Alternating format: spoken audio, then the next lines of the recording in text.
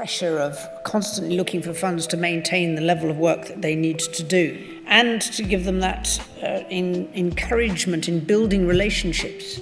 Not always easy relationships, I have to say. There are moments inside the walls of the British royal palaces that the world never gets to witness. Moments that take place not in gilded throne rooms or beneath blazing chandeliers, but in quiet corridors, behind closed doors, between people who carry the weight of history on their shoulders and the burden of loyalty in their blood. What is reportedly unfolding right now within the House of Windsor is one of those moments, and it is shaking the royal establishment to its very foundation. Princess and the Princess Royal, the most tireless and uncompromising member of the Windsor family, has reportedly stepped forward to demand the return of elements from Queen Elizabeth II's iconic Sapphire collection, pieces believed to have quietly made their way into the private possession of Laura Lopez, the daughter of Queen Camilla. And if the accounts reaching royal insiders are accurate, and did not make this demand gently, she made it in the unmistakable language she has always spoken, directly, firmly, and with the full moral authority of a daughter who spent 7 decades at her mother's side. This story is about far more than gemstones. It is about legacy, about the boundaries that define royalty, about who has the right to hold the symbols of a reign, and about one woman's absolute refusal to allow her mother's memory to be quietly diminished. To understand why this confrontation carries such extraordinary weight, you must first understand the jewels themselves. Queen Elizabeth II received her sapphire suite, a necklace and earrings, from her father, King George VI, as a wedding present in 1947. The pieces were reportedly made around 1850, placing them squarely in the Victorian era, already nearly a century old when they were placed in the young princess's hands on one of the most significant days of her life. The court jeweler. This was not merely a father giving his daughter a gift. This was a king who had never expected to sit on the throne, who had guided his nation through the darkest years of the Second World War, who had watched his eldest daughter grow into a woman of extraordinary composure and duty. And in that moment of her wedding, he reached into the royal treasury and gave her something that carried a century of history. The necklace featured large oblong sapphires surrounded by diamonds, with matching drop earrings, every gemstone set in gold. The collection was breathtaking, but its emotional significance dwarfed even its visual magnificence. Dale's Jewelers. Over the decades that followed, Queen Elizabeth did not simply preserve this gift. She built upon it. The Queen had the necklace altered in 1952 to remove the biggest sapphire and shorten the chain.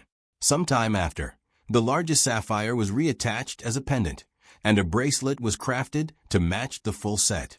Each alteration was a quiet act of creative ownership, a monarch shaping her inheritance into something uniquely and personally hers. Sky gems. But the most decisive act came in 1963. Queen Elizabeth II purchased a necklace that had once belonged to Princess Louise of Belgium, featuring large cushion-shaped sapphires accented with diamond drops. She had this necklace mounted inversely on a tiara frame, so it could be worn as a matching diadem with the George VI suite. While the tiara had been sold in the 1950s to Van Cleef and Arpels, the necklace appeared on sale in 1963, and the Queen acquired it specifically to create a tiara to pair with the George VI sapphire parure she had received as a gift from her father. This was a woman with vision and intention, not merely a custodian of inherited jewels, but an active curator of her own royal identity. Skygems the Royal Watcher. In 2017, to mark her Sapphire Jubilee, 65 years on the throne, the Queen wore the full sapphire suite for an official portrait. She wore a necklace of 16 large oblong sapphires surrounded by diamonds, with a matching pair of drop earrings, and over the years had added the tiara and bracelet to complement the original pieces.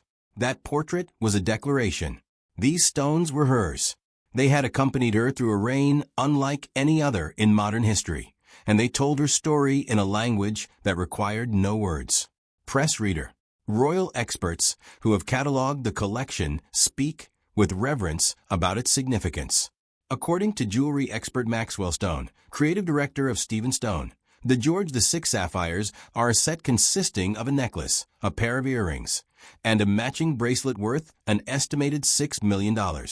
and they are considered one of the most in-demand pieces from the late Queen's collection, due to both their origin and their extraordinary value. Yet those who truly understand the British monarchy will tell you that the monetary figure is almost beside the point. What cannot be priced is the intimacy of a father's love, crystallized in sapphire and diamond, carried through 7 decades of history on the shoulders of the longest reigning monarch Britain has ever known, Marie Claire. When Queen Elizabeth II passed away on the 8th of September, 2022, the world paused in collective grief. But within the palace, the processes of royal succession move with quiet, immediate efficiency. Estates are assessed. Jewels are inventoried. Custodianship shifts. And in the months that followed, it became apparent that Queen Camilla, controversial, scrutinized, and determined, had established herself as the primary wearer of the late Queen's most iconic sapphire pieces. After Elizabeth II passed away in 2022, the sapphires passed to King Charles III and Queen Camilla. The Belgian sapphire tiara quickly became Camilla's favorite piece from among the late Queen's jewels.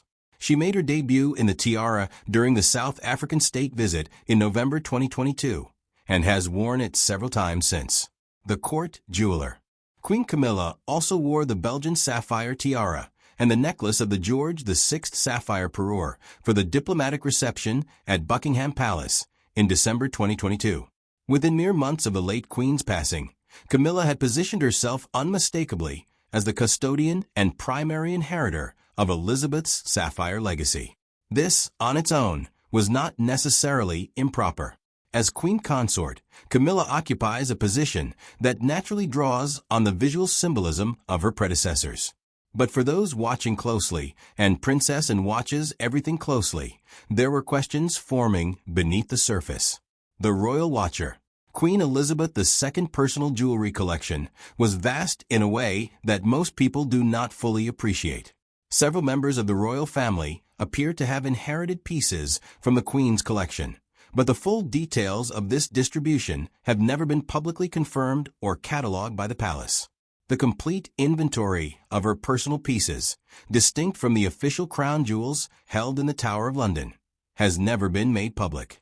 Hundreds of brooches, necklaces, earrings, and bracelets that were worn privately, stored at Balmoral or Sandringham, or loaned informally within the family, remain in a state of unconfirmed distribution. This lack of transparency is not an accident. It is a feature of how the royal family has always managed its most intimate assets. But it also creates space for things to drift, quietly, without announcement, without accountability. Marie Claire. To understand why the reported involvement of Laura Lopez has generated such alarm within royal circles, it is essential to understand precisely who she is and what her position within the royal structure means, or rather, what it does not mean. Laura Rose Lopez, born on the 19th of April 1978, is the daughter of Queen Camilla from her first marriage to Andrew Parker Bowles. She is the stepdaughter of King Charles III. She is a mother of 3 children, a daughter named Eliza and twin sons Gus and Louis, who have themselves appeared in royal contexts. Eliza served as a bridesmaid at the wedding of Prince William and Princess Catherine. Gus and Louis appeared as pages of honor during King Charles's coronation. The family is woven into the fabric of royal occasions. But Laura Lopez holds no royal title. She is not styled as a member of the royal family. She receives no public funding and carries no official duties to the British state. According to Thomas Mace Archer Mills, founder of the British Monarchist Society, royal titles are bestowed only upon members of the royal family and their spouses, and Laura, as the daughter of a queen consort rather than a queen regnant, simply does not qualify. She is, in the precise and legally meaningful sense, a private citizen. This distinction is not a technicality. It is the entire point. The British monarchy's relationship with its symbolic artifacts, its jewels, its regalia, its most historically significant possessions, operates on an unwritten but deeply felt principle. These items belong to the institution, not the individuals who momentarily hold them. They pass from sovereign to sovereign, from working royal to working royal, within a chain of custody that reflects the continuity of the crown itself. The moment that chain breaks, The moment a historically significant piece drifts into a private household with no royal mandate, no official duty, no public accountability, it constitutes a breach that strikes at the very logic of royal inheritance. Princess Anne understands this more acutely than perhaps any other living royal. As Princess and brother King Charles III became the primary beneficiary of the late Queen's estate, with properties, investments, jewelry, and personal assets consolidating under his custodianship to preserve the monarchy's financial stability, the chain of institutional ownership was reinforced rather than dispersed. Any deviation from that chain, any quiet transfer of historically significant pieces into private, untitled hands, would represent exactly the kind of fragmentation the monarchy has always worked to prevent. It would be impossible to overstate Princess Anne's devotion to her mother's memory and her ferocity in protecting Queen Elizabeth's legacy. This is a woman who, by her own account, was present at her mother's bedside in the final 24 hours of her life. She wrote in a public statement following the Queen's death that it had been an honor and a privilege to accompany her on her final journey. For Anne, that final vigil was not an ending. It was a mandate. Princess Anne has been described as the royal family's trustiest anchor and a beacon of good old-fashioned public service, having carried out more than 20,000 engagements since her 18th birthday. She has a reputation for having inherited her father's famously sharp tongue and an absolute commitment to principle that has defined her royal identity across more than 5 decades of service. Over the course of her life, Princess Anne survived a kidnapping attempt at the age of 24, was given the title of Princess Royal at 37, and has lived through every defining moment of the modern monarchy, always at its center, always with her eyes open. She does not look away from uncomfortable truths. She does not soften difficult conversations.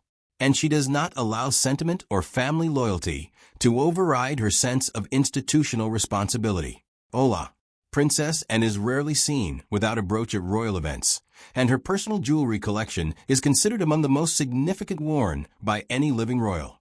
Pieces that date back to Empress Maria Feodorovna of Russia, through Queen Mary, and down through the decades of Queen Elizabeth II's reign. For and every piece she wears is a conscious act of remembrance, a living archive of her family's history worn on her lapel and carried in her bearing. She knows what the jewels mean. She knows which ones are missing from the official rotation. And she knows when something is wrong. Hello, fashion. What is now being reported within royal circles is that Princess Anne became aware that elements of Queen Elizabeth's Sapphire collection, not the publicly visible pieces worn by Camilla at state events, but supplementary pieces from the broader, less catalogued portion of the late Queen's personal collection, had made their way through Camilla's household into proximity with Laura Lopez. Whether borrowed, gifted informally, or simply accessed without proper authorization, the result was the same. Historically significant royal jewels in the hands of a private citizen with no institutional claim to them. Princess Anne's response, by all accounts, was swift and unambiguous. She reportedly confronted those connected to the situation directly, making clear that items of this nature, pieces that carry the weight of the crown and the memory of a monarch who wore them for decades, cannot be treated as personal property to be circulated within a private family. The protocol surrounding royal jewels of this significance is not merely tradition. It reflects the foundational principle that the monarchy's symbols belong to the institution, and through the institution, to the nation. The position Anne occupies in this confrontation is one of extraordinary delicacy. The details of Queen Elizabeth's will remain private, sealed under the same conventions that have long protected royal financial matters from public scrutiny. The palace cannot confirm the story through official channels without implicating the Queen Consort in a scandal that would ripple far beyond the jewelry itself. Princess Anne cannot issue a public statement. The machinery of palace communications will work to ensure this story remains below the threshold of official acknowledgement. The royal observer. But the confrontation, by all credible accounts, happened, and the demand was clear. The question of whether Queen Camilla has truly earned her place in the succession of royal queens is one that the British public has debated for decades. She arrived in the royal family, carrying the weight of an affair that many believed contributed to the fracturing of Prince Charles's first marriage. She was met with hostility, skepticism, and a level of public scrutiny that would have broken most people. She endured it. She adapted. She worked to build a place for herself beside the king. But the Sapphire controversy exposes a persistent tension in Camilla's position. Her acquisition of Queen Elizabeth's most iconic jewels has been framed publicly as an act of honoring her predecessor, of carrying forward a visual legacy. And for the most part, the public has accepted this framing. Yet behind the scenes, the question of where Camilla's custodianship ends and private distribution begins is one that Princess and others within the royal circle are unwilling to leave unexamined. The model that royal insiders endorse is clear.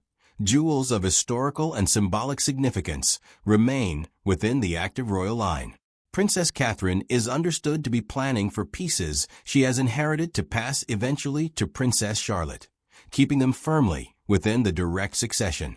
This is the chain of custody the monarchy was built on, allowing pieces of equivalent significance to drift into an untitled private household is, as those close to Princess Anne describe it, the exact opposite of stewardship.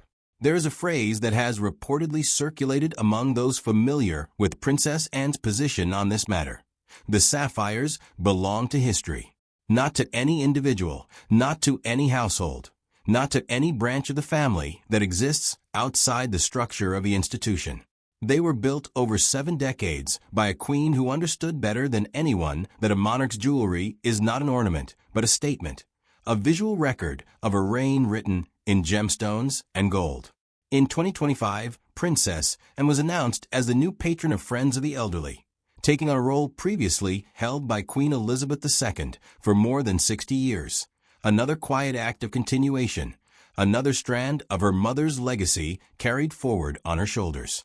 This is how Anne honors Queen Elizabeth, not through dramatic gestures or public declarations, but through the daily, unglamorous work of showing up and holding the line.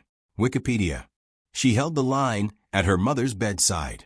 She holds it now at the threshold of the Sapphire collection, and she will not be moved. The pieces are reportedly being returned. The relationship between Princess Anne and the inner circle around Camilla's family may not recover. And that is an acceptable cost. She did not stand beside her mother for a lifetime of service, in order to watch that service be quietly partitioned and distributed to those who carry no share of the burden that made it meaningful. The Sapphires are coming home, and as long as Princess Anne draws breath, home is exactly where they will stay.